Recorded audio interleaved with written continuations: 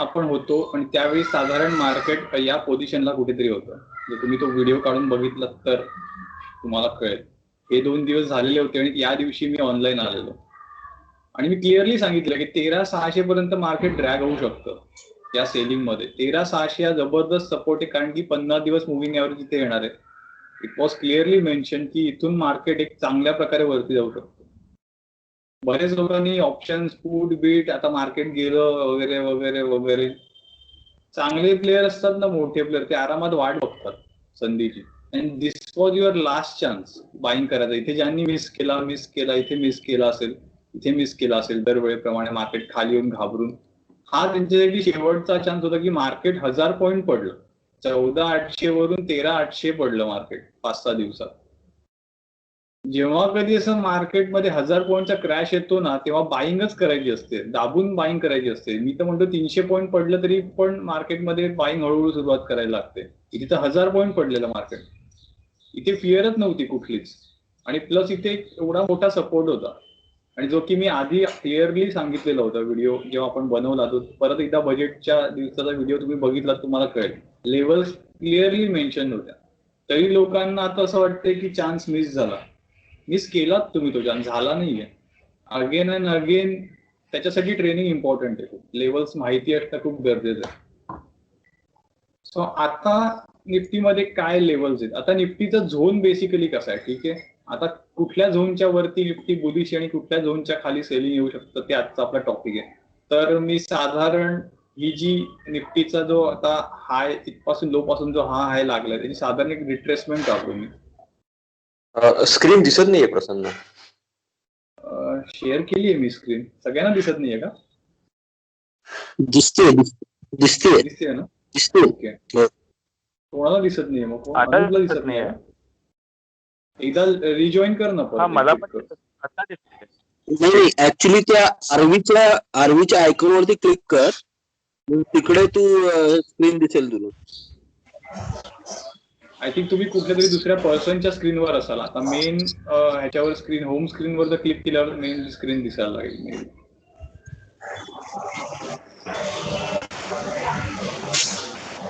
Mic please म्यूटवर ठेवा.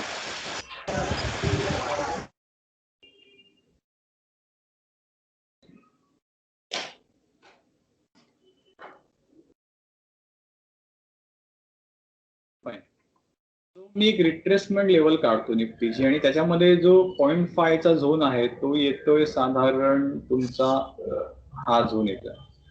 हा zone mark करतो, बाकीचा डिलीट करतो, ठीक आहे. आता जोपर्यंत निफ्टी या झोनच्या वरती ट्रेड करतोय मार्केट बुलिशच असणार आहे. आणि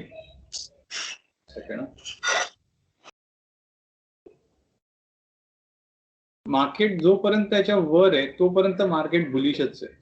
याला कुठेही जरी येतो उद्यापासून परत मार्केट पडायला लागलं तरी पण ते काय म्हणतात ते डीपच होणार आहे, बाय ऑन डीपच असणार आहे. जरी इथून आलं तरी पण ते वरच्या दिशेचाच प्रवासाचा ऑन आहे. परत ही गॅप पण आहे त्याच्याकडे, ठीक आहे. मार्केटने एक गॅप अप ओपन केलेलं.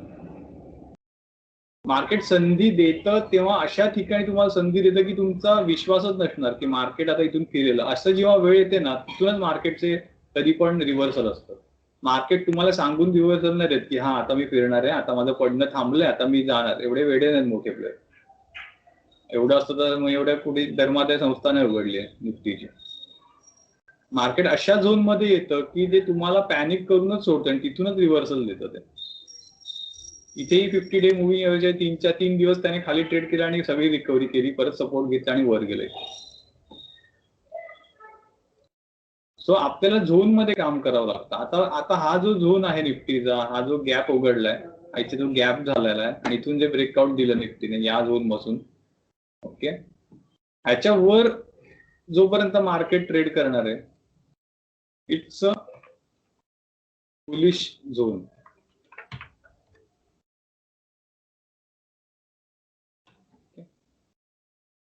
हे मार्केटचं बुलिश झोन आहे आणि ह्याच्या खाली जर ट्रेड करायला लागलं तर मार्केटमध्ये एक सेल ऑफ येऊ शकतो. बेरीज झोन आहे for a shorter time frame. म्हणजे मार्केटचा ट्रेंड नाही बदलणार आहे, फक्त थोड्या काळाकरता मार्केट एक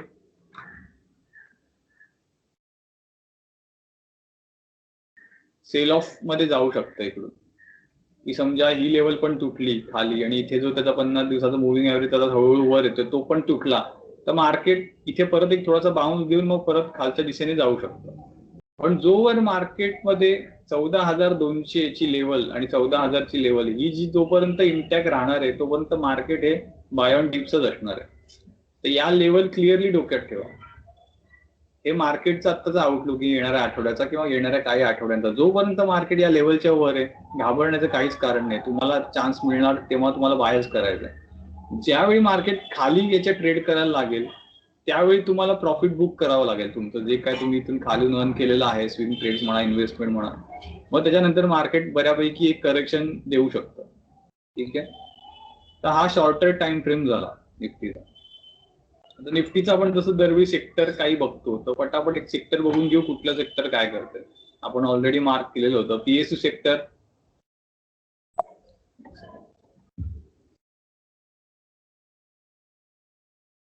बाय द वे हा बिर्ला कॉर्प पेड ग्रुप मध्ये दिलेला होता.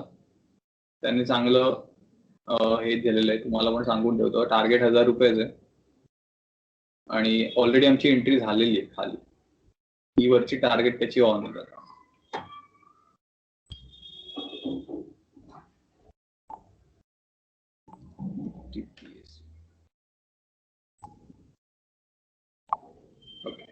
निफ्टी पीएसयू बँक किंवा पीएसयू सेक्टरने एकदम जबरदस्त सपोर्ट घेतला, एकदम पिन पॉइंट सपोर्ट घेतला. ठीक आहे, आणि आता एसबीआय आणि बाकीच्या सगळ्या बँकांमुळे तो वरती गेलाय. आता कुठेतरी एक परत त्याच्यामध्ये एक्झॉशन आलं. ही कॅन्डल जी आहे आता या कॅन्डलमुळे थोडासा स्पीड कमी होईल त्याचा, पण तो परत कुठेतरी असा इथे येऊन परत वर जाण्याच्या तयारीत आहे. कुठेही मार्केट हे खाली जायच्या तयारीत नाही आता.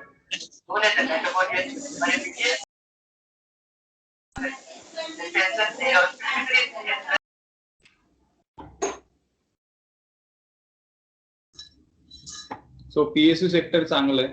पीएसयू सेक्टरला इथे रेजिस्टन्स आल्यामुळे सेल ऑफ झाला.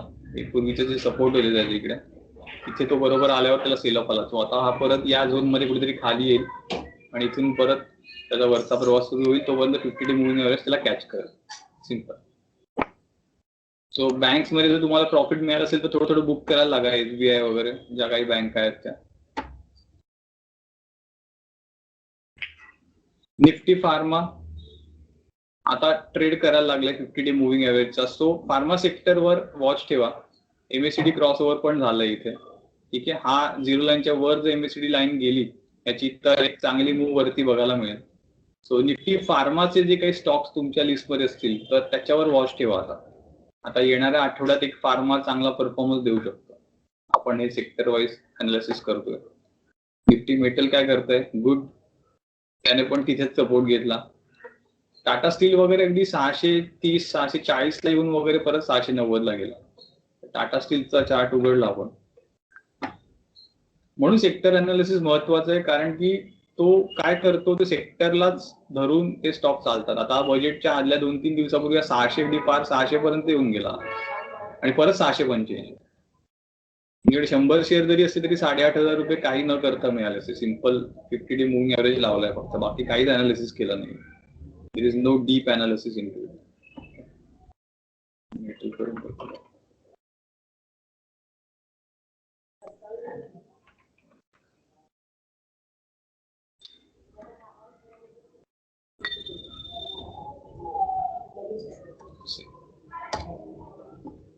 इंडिया विक्स बघूया काय करतोय.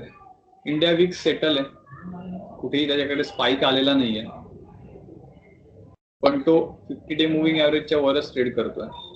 आता ज्यावेळी तो ह्या लेवल सगळ्यात तोडेल, इंडिया विक्स म्हणजे मागे सांगितलं तसं की मार्केटची व्होलॅटिलिटी इंडेक्स आहे तो. मार्केटची व्होलॅटिलिटी म्हणजे मार्केटची फिअर. आता सध्या फिअर कंट्रोलमध्ये आहे मार्केटला फिअर नाहीये सध्या. ठीक आहे, या रेंजच्या ओव्हर जर तो ट्रेड करायला लागला तर एक मार्केटमध्ये करेक्शन यायची भीती असते किंवा सेल ऑफ होण्याची भीती असते. सध्या परिस्थिती अंडर कंट्रोल आहे या आठवड्यासाठी, काही प्रॉब्लेम नाही. एफएमसीजी ओके, एफएमसीजीने पण सपोर्ट घेतलाय 50 डे मुव्हिंग ऍव्हरेजला. आता एफएमसीजी मध्ये आता वॉच ठेवा. एफएमसीजी त्याच्या ऑल टाइम हायच्या आसपास ट्रेड करतोय आता इंडेक्स FMCGच्या. याचा अर्थ काय होतो, त्याच्या अंडर जे काही स्टॉक्स आहेत, ITC रन चांगली देतोय, बरोबर आहे. ITC आहे, तुमचा हिंदुस्तान युनिलिव्हर आहे, डाबर आहे. अशा स्टॉक्सवर आता नजर ठेवायची की हा जर ह्याने क्लोज दिला FMCG वरती, तर त्या रिलेटेड जे काही सेक्टरमध्ये स्टॉक्स आहेत ते पळायला सुरुवात करणार. ITC ने ऑलरेडी रन दिलेली आहे. 240 टार्गेट होतं, तो ऑलमोस्ट टार्गेटच्या जवळ आलेलं आहे. त्याने हाय मारलाय 239, अगदी ₹1 मिस झालंय टार्गेट, पण 240 ऑलरेडी स्विंग ट्रेडिंगचं टार्गेट होतं ITCचं, ते ऑलमोस्ट अचीव झालंय. आणि जर 240 पण क्रॉस केला तर त्याच्या नवीन लेवल ओपन होतील. आता मंथली चार्ट बघितला आपण तर तो आता मंथली चार्टचा त्याचा 253चा एक रेजिस्टन्स येतात, इथपर्यंत जायची शक्यता आहे. म्हणजे अजून इथून 10-11 रुपये तो वर जाऊन मग तिथे नंतर तो कसा रिॲक्ट करतो ते बघावं लागेल. पण आता तुर्तास तरी FMCG सेक्टर खूप चांगल्या मूड मध्ये दिसतंय. सो FMCG वर वॉच पाहिजे, कारण की ते ऑल टाइम हायच्या आसपास ट्रेड करते आता. हा मंथली चार्ट जर आपण बघितला किंवा डेलीला पण बघितलं, आता इंटरेस्टिंग आहे खूप FMCG. Nifty mid cap as usual चांगलं चाललंय. थोडंसं आता एक एक्झॉशन दिसलं कालच्या कॅन्डलवर, पण ओव्हरऑल एक चांगल्या लेवलला आहे. निफ्टी बँक मध्ये आता ही कॅन्डल आली आहे, सो ही जराशी मला एक हे वाटते की थोडं थांबू शकेल स्पीड, आणि मग नवीन एंट्री कुठे ओपन होतील. ह्याचा जर हाय तुटला निफ्टी बँकचा, हाय किती आहे ह्याचा 36,615, म्हणजे 36,615च्या जर निफ्टी बँक वरती गेला तर बँक्स मध्ये परत एक नवीन रॅली ओपन होईल. तो सध्या आता याच्यात काय करण्यासारखं नाहीये. एक तर हा डीप वर बाय करण्यासारखा आहे, किंवा फ्रेश ब्रेकआउट किंवा ओपन होईल त्यावेळी बाय करण्यासारखं. सध्या निफ्टी बँक मध्ये काही नाहीये व्ह्यू. निफ्टी ऑटो मध्ये पण काही व्ह्यू नाहीये. PSE सेक्टर मध्ये पण काही व्ह्यू नाहीये. जर हे हाय तुटले तर म्हणजे सध्या मला FMCG एक चांगला वाटतोय या आठवड्यासाठी. FMCG सेक्टर चांगलं वाटतंय. ओके, सो हे आपलं झालं निफ्टीचं आणि काही इंडायसेसचं अनालिसिस. आता स्टॉक स्पेसिफिक ज्या गोष्टी चालतात,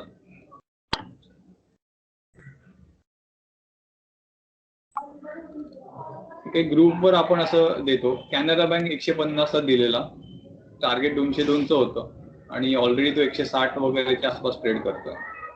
बिर्ला कॉर्प दिलेला होता, ONGC दिलेला, ONGC ने पण 99चा हाय मारला, म्हणजे ऑलमोस्ट टार्गेट अचीव्ह झालेलं. IRCTC ग्रुपवर टाकलेला होता, सगळ्यांसाठीच टाकलेला होता.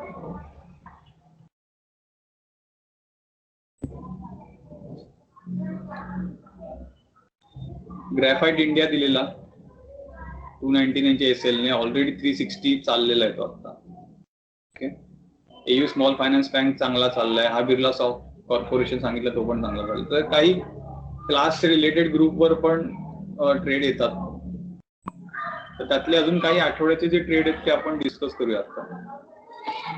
एक कंपनी आहे SIS सिक्युरिटीज, हे सगळ्यांना माहित असेल मे बी, की जिथे आपण बघतो ATMच्या बाहेर म्हणा, बँक्स मध्ये म्हणा, कॉर्पोरेट एरियात म्हणा, ही कंपनी त्यांना सिक्युरिटी गार्ड्स पुरवते, किंवा कॅशची ने-आण असेल, फॅसिलिटी मॅनेजमेंट असेल, बऱ्याच गोष्टी करते ही कंपनी. हा एक लॉंग टर्म साठी मी आज रेकमेंडेशन देणार आहे की ह्याच्यात तुम्ही लॉंग टर्म एक इन्व्हेस्टमेंट करू शकता, की ही कंपनी मार्केट लीडर आहे आणि याला कॉम्पिटिशन फार कमी आहे. त्या कंपनीला पियर्स खूप कमी आहेत. कंपनीचे एम्प्लॉईज, ब्रँचेस प्रत्येक ब्रँच मध्ये आहेत, साईट्स चालू आहेत. ठीक आहे, एवढे कस्टमर्स आहेत त्यांचे, कॉर्पोरेट ऑफिसेस, एवढे ब्रँड्स, म्हणजे 6,000+ ब्रँड्स त्यांच्याकडून सर्व्हिस घेतात. It's a huge. ठीक आहे, रिटेन्शन हे पण महत्वाचं आहे खूप. त्यांचे कॉन्ट्रॅक्ट असतात वर्षाचे, 5 वर्षाचे, 10 वर्षाचे, 11 महिन्याचे. सिक्युरिटी गार्ड म्हणा किंवा वॉट एव्हर सर्व्हिस, 94% रिटेन करतात क्लायंटांना. याचा अर्थ विश्वास, ट्रस्ट SIS वर. ठीक आहे, it's a good company. Employees 9,500.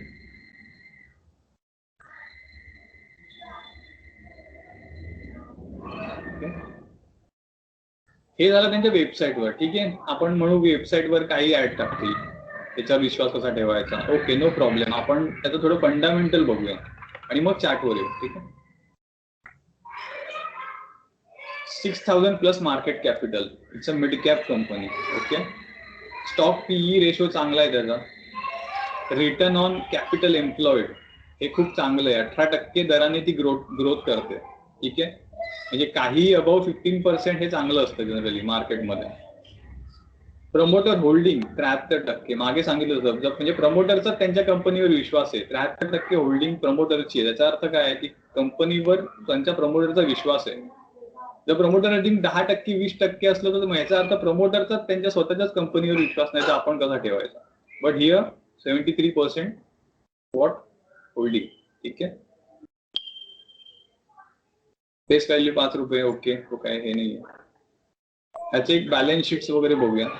Cells, ठीक आहे, आता मध्ये कोरोनामध्ये एवढी कॉर्पोरेट ऑफिस बंद होती आणि एवढं सगळं झालं तरी ह्यांच्या सेल्सवर काही परिणाम नाही झालाय. ही खूप महत्वाची गोष्ट आहे. They are improving constantly. आणि अजून भविष्यामध्ये अशी सिक्युरिटीज आणि ह्याच्या गोष्टी वाढणार आहेत, कारण की रेसिडेन्शियल आणि या सगळ्या ह्याच्यामध्ये पण आता सिक्युरिटी गार्डची डिमांड वाढते खूप. सो हे असं क्षेत्र आहे की ज्याला एंड नाहीये कधी.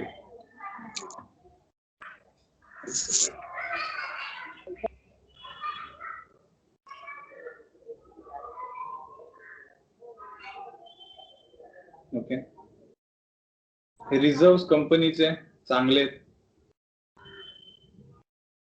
बॉरोईंग कंपनीने आता घेतलेली लॉकडाऊनच्या आसपास, पण त्यांनी लगेच ती रिड्यूस करून टाकली. म्हणजे काहीतरी त्यांच्या क्रंच कॅप ह्याच्यासाठी आलं असेल थोडंसं कोरोनामुळे वगैरे, किंवा काही त्यांच्या इतर गरजा असतील म्हणून त्यांनी मध्ये बॉरोईंग घेतलेली होती मार्च 19 आणि 2 मार्च 2020 याच्यामध्ये, पण त्यांची ती लगेच रिड्यूस झाली सप्टेंबर 2020. ठीक आहे, आता येणाऱ्या क्वार्टर मध्ये बघूया त्यांचा काय डेटा दिसतोय ते.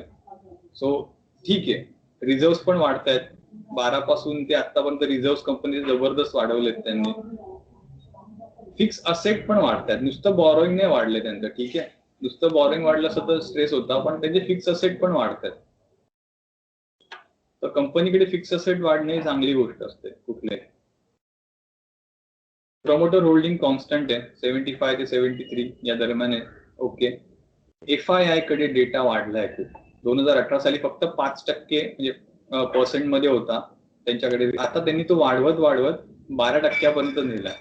याचा अर्थ काय की फॉरेन इन्व्हेस्टर कंपनीकडे येतात, म्हणजे त्यांनी नक्कीच अभ्यास केला असेल ना. म्हणजे आपल्याला डोकं लावायची काही गरजच नाही, आपल्याला फक्त डेटा चेक करायचा. त्यांनी डोकं ऑलरेडी लावून त्यांचं सगळं झालेलं आहे, आपण फक्त फॉलो करायचे त्यांना. DIS ने पण वाढवलाय डेटा. ही सगळ्यात चांगली गोष्ट आहे. पब्लिक कडचा पैसा कमी झालाय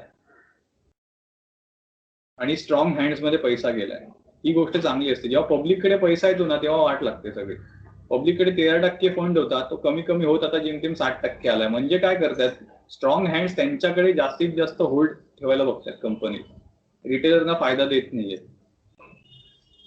so it's a good opportunity to buy now. आता त्याच्या बाईंग लेवल काय आहे, ठीक आहे, ते आपण चार्टवर बघूया थोड्याशा. SIS टाईप करा, SIS लिमिटेड.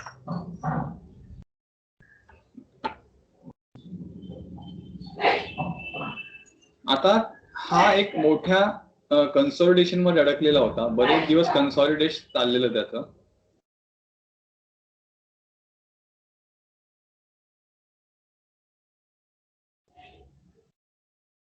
आणि त्याने ब्रेकआउट दिलं इथून. ठीक आहे, इथून त्याने ब्रेकआउट दिलं, तो वर गेला आणि again now it is retesting it zone.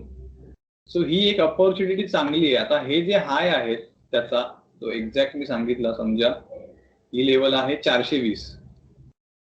जर तो 420च्या वर ट्रेड करायला लागला, so you can enter here at this point for a target of 480, 470 हे तुमचं पहिलं टार्गेट असेल.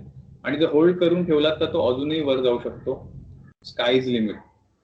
त्याची वरची टार्गेट पण मोठी मोठी आहेत, 500 रुपये आणि 600 रुपये वगैरेची टार्गेट त्याची येणारी.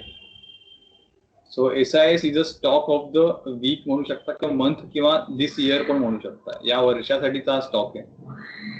फक्त ही लेवल क्रॉस होऊ दे, कारण की अजूनही त्याच्यामध्ये सेलिंग दिसते विदाउट एनी रिझन दिसते ते सेलिंग. मला माहित नाही काय रिझन आहे. सगळ्या कंपनी चांगलं करते असतील, तो स्टॉक फॉल झाला. मे बी वीक हँड्सना, जसं म्हटलं तसं पब्लिकच्या हातातला पैसा कोणतरी काढून घेत आहे आणि त्यांच्याकडे ठेवतोय तो. सो हा लॉंग रनचा घोडा आहे. याच्यावर वॉच ठेवा, तुमच्या वॉच लिस्टला ठेवा. आणि सेकंड गोष्ट अशी की तुमचं फायनान्शियल प्लॅनिंग करताना तुमच्या ऍडवायझरना नक्की विचारा, कारण की सेबी रजिस्टर जर तुमचा फायनान्शियल ऍडवायझर तुम्हाला चांगलं गाईड करू शकेल याच्यावर. आपण आता फक्त एक अभ्यासाच्या दृष्टीने विचार करतोय, कुठले रेकमेंडेशन नाहीये, इट जस्ट ऑब्झर्वेशन आहे. सेकंड चार्ट आहे हालचा, हिंदुस्तान एरोनॉटिक्स. याने पण ब्रेकआउट दिलेलं, एक फ्लॅग पॅटर्न ब्रेकआउट दिलेलं. ओके, आणि हा आता परत एक वरच्या लेवलला ऑलरेडी आलाय. हा पण आपल्या ग्रुपमध्ये आम्ही क्लासला डिस्कस केलेला होता. 950च्या आसपासच मी सांगितलं घ्या म्हणून. ज्यांनी घेतला नसेल त्यांना 2 दिवसात रिटर्न मिळाले 50 रुपये. So almost 8% return, 6 to 7% return 2 दिवसात. It's not a bad thing. आणि हा आता सुरू झालाय. त्याने ही लेवल जर क्लिअर केली हालने, ओके, मी थोडस इथे हे करतो, न्यूज.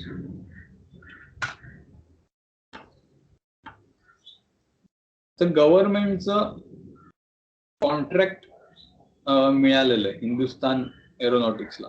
ठीक आहे, something deal.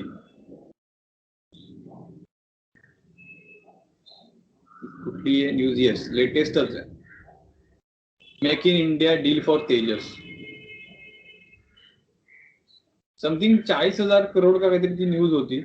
Yes, 48,000 crore deal हे HAL ला मिळालेलं आहे. ठीक आहे, म्हणजे विचार करा काय लेवलवर कॉन्ट्रॅक्ट मिळालंय. ती न्यूज जेव्हा आउट झाली तेव्हा तो असा एकदम शूट झाला या पॉइंटला. म्हणजे तो होता 880ला, तो सरळ 1000 रुपये 200 रुपये त्या दिवशी चालला. म्हणजे सामान्य लोक इथे घुसले घुसल्या त्याच्यात सेलिंग आलं, कारण की मोठ्या लोकांना, रिटेलर्सना, वीक हँड्सना आउट करायचं होतं. तो त्यांनी परत तो खाली आणला. ज्यांनी इथे भरपूर इन्व्हेस्टमेंट केलेली त्यांनी कंटाळून किंवा त्यांचा लॉस झाला म्हणून त्यांनी एक्झिट केली इथे. इथून तो परत चालायला सुरुवात झाली.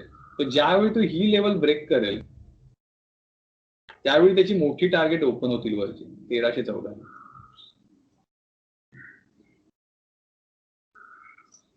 सो इथे तर रिस्क कमी आहे तुम्हाला खूप. इथे अजूनही एंटर करायचा चान्स आहे. तुमचा रिस्क फॅक्टर एवढाच आहे. 900 रुपये किंवा 880च्या खाली जर तो परत आला तर मग तिथून एक्झिट करायचा. That will be your stop loss. पण वरचं टार्गेट किती आहे? 400 रुपये. जरी तुम्ही इथे बाय केलात तरी पण, म्हणजे तुमचे जायला 200 रुपये आणि मिळायला 400 रुपये. So it's a 1:2 risk reward ratio trade. It's a good trade. Then तुम्ही 100 रुपये रिस्क करताय पण तुम्हाला मिळायला 200 रुपये मिळू शकतात, आणि त्याच्याही वर जाईल तो. ठीक आहे, तो हा एक शेअर होता आजच्या लिस्ट मधला. आणि होता एक टाटा केमिकल.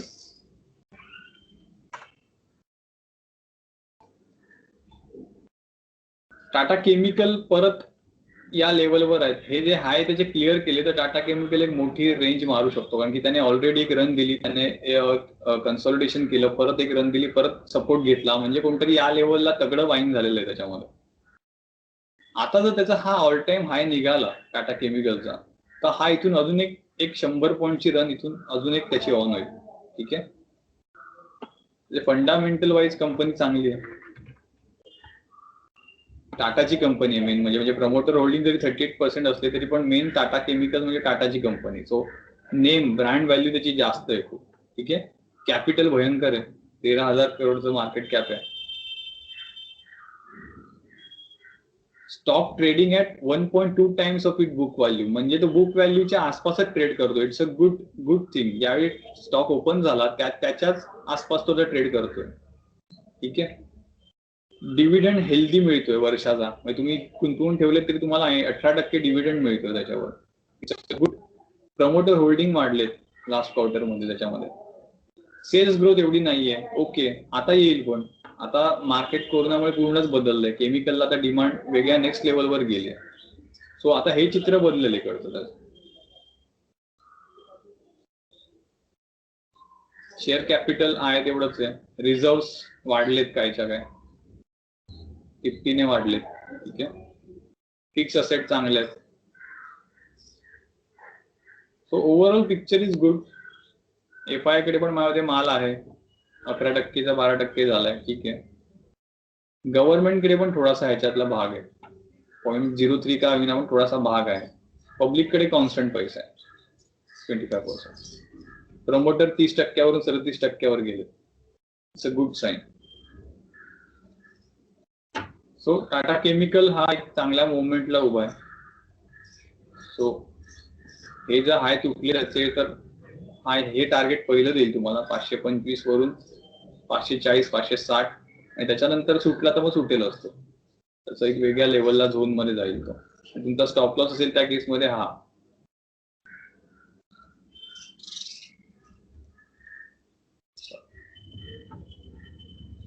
आणि आजच्या दिवसातला लास्ट स्टॉक आहे टिमकेन. टिमकेन इंडिया ही पण एक चांगली कंपनी, ठीक आहे.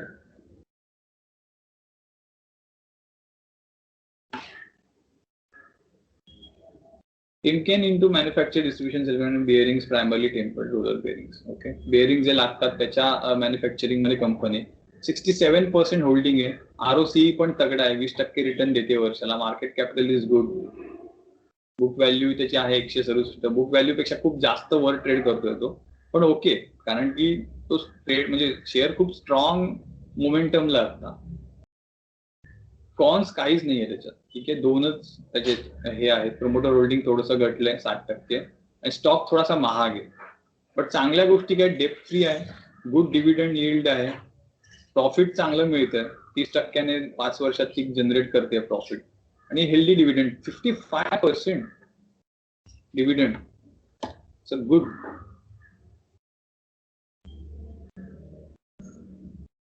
सेल्स ओके आहे, कॉन्स्टंट बेसिसवर म्हणता येईल. आता कोरोनामध्ये थोडासा अफेक्ट झालेला, अदरवाईज त्याच्यामध्ये काय त्याला हे नाहीये, प्रॉब्लेम आला नाहीये. कंपनीचे रिझर्व्ह कायच्या काय वाढलेत, 233 करोड वरून 1500 करोड पर्यंत गेले रिझर्व्ह. बॉरोईंग काहीच नाही त्याच्या तुलनेत. जे रिझर्व्ह आहेत त्याच्या तुलनेत काहीच बॉरोईंग नाहीये. फिक्स असेट बघा, जबरदस्त सगळ्या. It's a good fundamental company. FI कडे 1% वाढलाय, पब्लिक कडे पण थोडेफार वाढलेत, डीआयएस कडे पण थोडेसे वाढलेत. So overall it's a good company. पण चार्टवर काय आता दिसतं मला, चार्टवर तो एक फ्रेश ब्रेकआउट द्यायच्या तयारीत आहे. हा, आज एक ब्रेकआउट दिला याने इथून 1360 1340 वगैरे. तर हा अजून एक 100 ते 200 पॉईंट इथून वरची रॅली तुम्हाला देईल सर. कारण की व्हॉल्यूम खूप जबरदस्त आला याच्यात. इथे अगेन कन्सॉलिडेशन झालं त्याचं. तो 1180 ला वगैरे घेण्यासारखा होता. मागच्या रेजिस्टन्सला त्याने सपोर्ट घेतला आणि परत वर चालला. परत वर जाताना जर नवीन हाय बनवायचा प्रयत्न केला इथे, तर इथे तुमची एंट्री होणार. इथून तुम्हाला अजून एक काही सर्टन 100-200 पॉईंट मिळू शकतात. सो हा एक कंटिन्युअस वर जाणार एक चांगला हे आहे. साधारण टार्गेट जर बघितलं आपण तर ते येतंय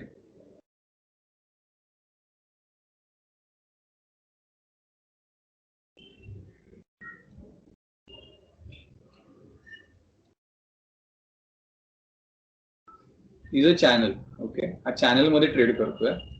त्याचं हे टार्गेट काहीतरी असेल. समजा इथून असं करत वर गेला, साधारण एक या झोन मध्ये तुमचं टार्गेट असेल इज 1450.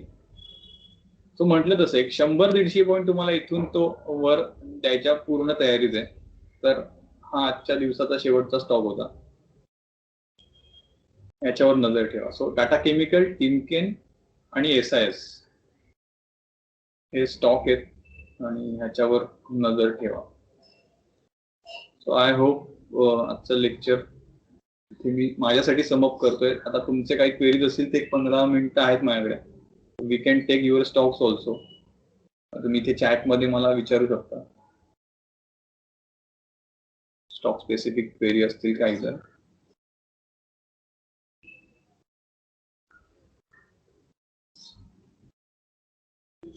सो आय होप कोणाला नाही आहेत क्वेरीज आज. ठीक आहे असं ना ग्राफाईट प्रसन्न ग्राफाईटचा स्टॉक एकदा एक्सप्लेन करशील का? थँक्यू. ग्रॅफाइट ओके ठीक आहे.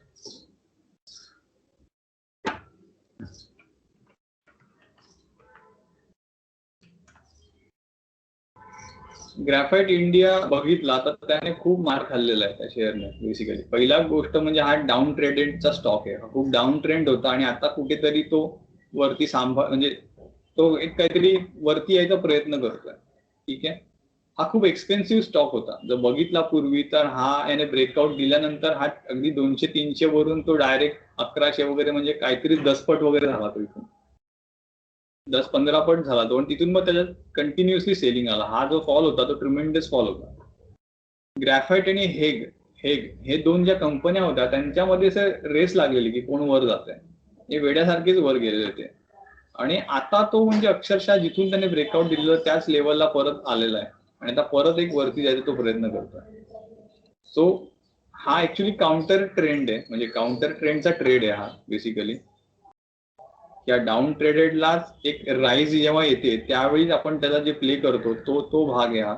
इथून एक साधारण मला असं वाटतं की हा टार्गेट तुमचं इथपर्यंत जायचं तयारी होते.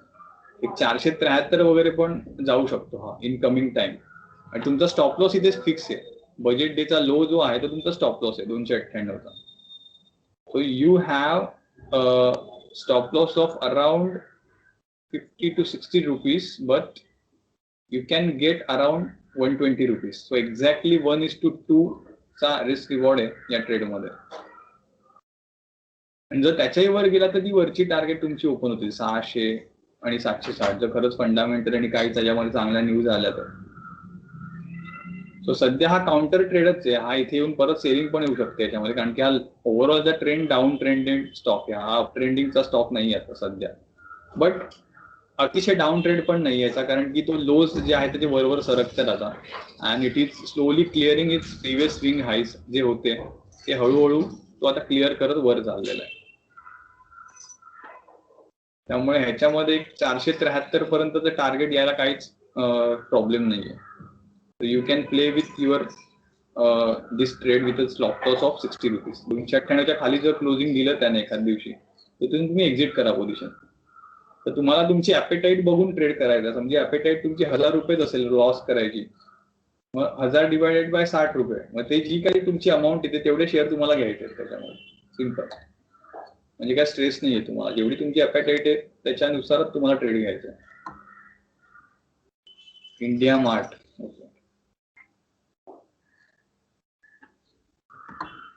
इंडिया मार्ट वन वेच वर गेलाय. सो त्याच्यामध्ये तर बघावं लागेल मला.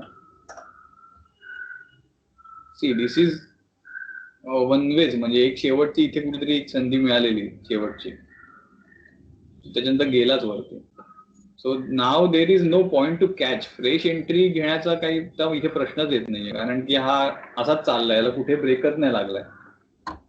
जर तुमच्याकडे ऑलरेडी होल्ड असतील तर मजा घ्या त्याची. प्रत्येक दिवसाच्या कॅन्डलच्या लो खाली तुमचा स्टॉप लॉस सरकवत जाता. अजून इथे एखादी बनली तर इथे तो स्टॉप लॉस काढून इथे सरकवा आणि मग जेव्हा तो तुटेल तेव्हा एक्झिट त्याच्यातून. सिम्पल. नवीन एंट्री इथे होत नाही आता कारण की असा तो वर गेला तिथे तर घेण्यात रिस्क काही बसत. रिस्क रिवॉर्डच नाही. स्टॉप लॉस कुठे लावणार ते घेतल्यावर वरती. अशा याला सोडून द्यायचं. पॉइंटच नाही. काय वरच गेला सरळ.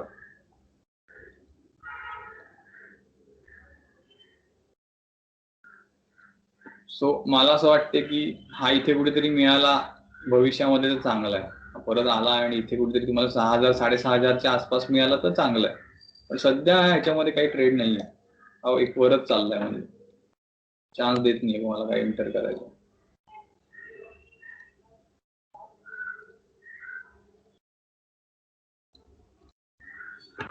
Okay. Torrent power.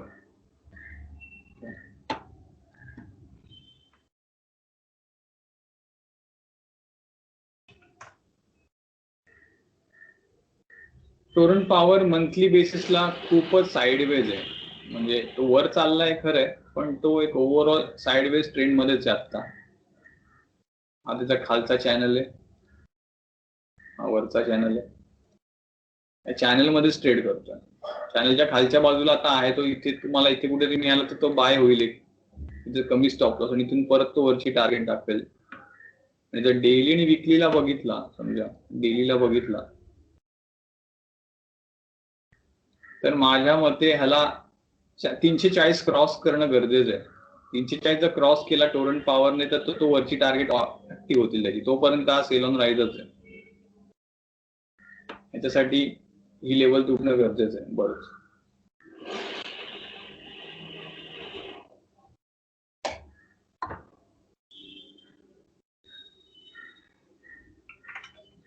So that's it for the day. तुमच्या काही क्वेरीज असतील तर मला तुम्ही नंतर मेसेज करा. एक विचारू का एशियन बद्दल? Yes yes yes yes. तू सांगितलेल्या लेवलवर प्रॉब्ली आलेला आहे Asian Paints 2370 I think. Okay, तर फ्रेश बाईंग होऊ शकतं का इथे? बघतो. येस, परफेक्ट आलेला आहे आता हा लेवलवर. आता याच्यात काय करायचंय, प्रत्येक कॅन्डलचा हाय तुटतो काय बघायचा आहे. आता तो डेली एक नवीन लो बनवतोय, बरोबर आहे. ज्या दिवशी तो लो बनवणं थांबेल त्याचं नवीन तिथे तुमचा बाय ऍक्टिव्ह होईल त्या केसमध्ये. ओके, आधीचा लो तोडून एखादी कॅन्डल इथे वर एखादी क्लोज व्हायला हवी एशियन पेंटची. म्हणजे हायर लो व्हायला पाहिजे, हायर हाय आणि हायर, लो. हा एक्झॅक्टली असा एखादा व्हायला पाहिजे. आणि की आता मला असं वाटतंय की तो अजून पण खाली येईल. ज्या तऱ्हेने तो आता पडतोय तो या लेवलवर येऊ शकतो आता 2200-2100च्या. कारण की इथून त्याने ब्रेकआउट दिलेलं होतं. So it might come here आणि इथून तो वर जाईल परत.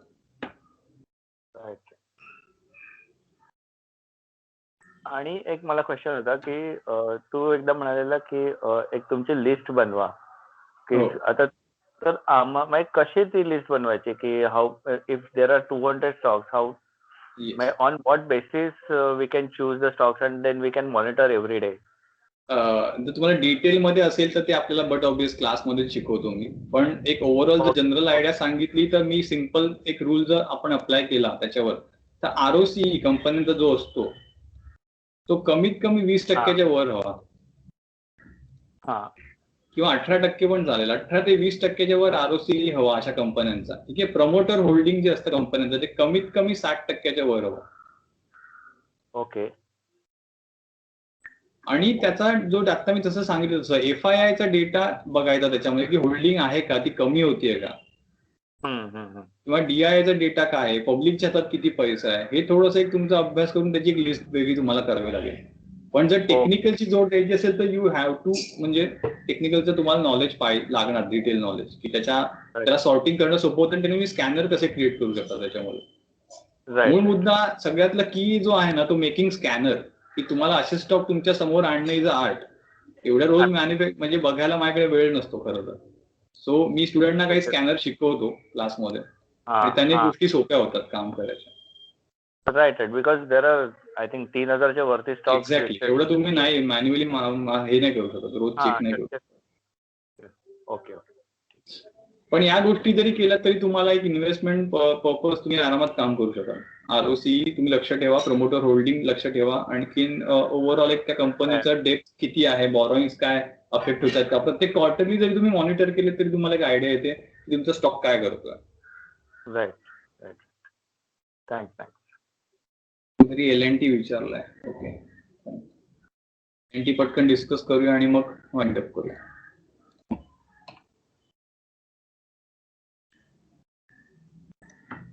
लार्सन अँड टुब्रो आपण कुठे ब्रेकआउट दिलेलं, साधारण 1000 ते 1100 रुपयाच्या दरम्यान ब्रेकआउट दिलेलं. त्यावेळी तुम्ही होतात की नाही लेक्चरमध्ये माहित नाही त्या, पण हे ऑलरेडी डिस्कस झालेलं आहे. इथे क्लिअर कट ब्रेकआउट होता हा आणि इथून त्याने वन वे रॅली दिली आणि नाव आता हा एक थंड झालेला आहे. पण हा एक ब्रेकआउट परत नवीन देऊ शकतो. मला असं वाटतं की हा इथे आला तर खूप चांगलं होईल. म्हणजे 1400च्या आसपास जर मला LNT मिळाला आता तर it will be a good chance to buy. हा एक लेवल मी मारतो, एक झोन मी करतो तयार. सो इथे कुठेतरी तो येईल असं वाटतंय. सो बाय मोठी 1450 ते 1400 याच्यात दरम्यान घ्यायला बघा LNTला. हा इथे येऊन एक परत वरची तयारी करू शकेल जायची. कारण की आता मेट्रो वगैरेची कामं वगैरे त्याला आलेली आहेत, त्यामुळे आज सध्या खूप चर्चेत येतो. बेसिकली थोडंसं एक त्याच्यामध्ये जर तुम्हाला एक बाय मिळाला, डिप मिळाला, तर तिथे बाय होऊ शकतो तुमचा. ऍक्च्युली हा स्टॉक माझ्याकडे बरेच वर्ष आहे. मी त्याशी जे चार्ट होतो, आय थिंक तो 1593 ला त्याचा रेजिस्टन्स होता आणि त्या दिवशी तो Yes. जाऊन खालती आला तो. एक्झॅक्टली तिथेच सेलिंग आलं त्याच्यामध्ये, राईट कारण राईट. की इथे त्याचा ऑलरेडी रेजिस्टन्स होता. आणि इथे त्याने डबल टॉप बनवून तो खाली आलेला इथून. हा मल्टिपल पण डबल हा टॉप्स त्याने बाकीच बनवले आहे. तिथे. Right person, but I think that was 2018 level ना, आय सपोज 1593. Yes yes. आता नाही, त्याला 2007च्या लेवल पण काम करतात. सो हे जे रेजिस्टन्स मी आय थिंक परवाच्याच, आय थिंक अनूप आहे का इथे, परवाच आपण डिस्कस केलं राईट, की जुन्या लेवल पण ट्रीट होतात. राईट कुठल्या तरी स्टॉकने अशीच, आता एसबीआयचा कुठला तरी भयंकर महागडा 150 चा लो होता, तो त्याने आता घेतला आणि 149 ते 400 ही त्याची रन झाली एसबीआयची. 149 ला कोणी हिंमत तरी केली का घ्यायची एसबीआयला? फार कमी लोकांनी केली असेल, कारण की न्यूज तेव्हा सांगतो की 80 रुपयाला येणार एसबीआय. म्हणजे व्हॉट एव्हर जो मनात येईल तो आकडा चाललेला तिकडे. बट आय नो की तिथे सपोर्ट आहे एसबीआयचा, तो आहे म्हणजे आहे, दॅट्स इट. इथे घ्यायलाच हवा. तुमचा स्टॉप लॉस म्हणजे मार्केटमध्ये काम करताना उलट्या मेंटॅलिटीने जितकं काम कराल ना, जेवढं मार्केट क्रॅश होत असतं तेव्हा सगळ्यात जो खराब बुल असतो तो आनंदी होत असतो. इथे खरेदीच व्हायला हवी. जसं मार्केट वर जाताना शॉर्टर्स पुश होतात की आता शॉर्ट करायला मिळेल, आता शॉर्ट करायला मिळेल, तसा जो खराब बुल आहे तो मार्केट क्रॅश होताना आनंदी असतो की आता बाय करायला मिळेल. फक्त तुमचा स्टॉप लॉस जो आहे तो स्टॉक सिलेक्शन मध्ये स्टॉप लॉस हवा. चांगल्या कंपन्यांमध्ये काम केलं तर फायदा आहे, नाही तर मग घाणेरड्या कंपन्यांमध्ये काम केलं, चिंदी स्टॉक जे असतात ते पेनी स्टॉक्स, त्याला काय अर्थ नाही मग त्या कंपन्यांमध्ये. किंवा ज्या सरकारी कंपन्या आहेत ज्या वर्षानुवर्ष एकाच रेंजमध्ये अडकलेल्या आहेत, पॉवर फायनान्स कॉर्पोरेशन म्हणा किंवा अशा ज्या कंपन्या आहेत, त्याला काही अर्थच नाहीये. लुक ॲट दिस. त्याला जातो मी मंथली चार्ट मध्ये, ठीक आहे. ह्याला काही अर्थ नाही, नो ट्रेंड. 2007 ते 2020 काहीच त्याने अचीव्ह नाही केलं. जे खाली असे प्ले करतात ते कमवतात फक्त, पण देर इज नो ग्रोथ, कारण की ती गव्हर्नमेंट कंपनी, ह्याच चालत राहणार आहे त्यामध्ये. So avoid such kind of companies. या पब्लिक ओरिएंटेड कंपनी, त्यांचं प्रॉफिट ओरिएंटेशन नाहीये. म्हणजे जास्तीत जास्त तुम्हाला काय तुमचा पैसा सेफ राहील आणि डिव्हिडंड मिळत राहील, त्याच्यावर ह्याच्यामध्ये तुम्हाला काही तुमचं वेल्थ जनरेशन नाही होणार आहे त्या कंपन्यांमध्ये. NTPC, power grid, Coal India, भरपूर नाव आहेत. ऍटलीस्ट कोरेंट चांगला डिव्हिडंड तरी देतो. ह्या पण डिव्हिडंड चांगला देतात तुम्हाला. पीएफसीचा पण डिव्हिडंड वाईट नाहीये. पीटीसी आहे. गव्हर्नमेंट कंपन्या डिव्हिडंड देणार तुम्हाला, तेवढाच उपयोग आहे त्याचा फक्त. कारण गव्हर्नमेंटलाच पाहिजे डिव्हिडंड. हा, exactly. Perfect. So okay, fine. Thank you. चलो आपण भेटू आता परत पुढच्या आठवड्यात. तोपर्यंत thank you Prasad. Bye bye. Thank you. Bye. Thank you.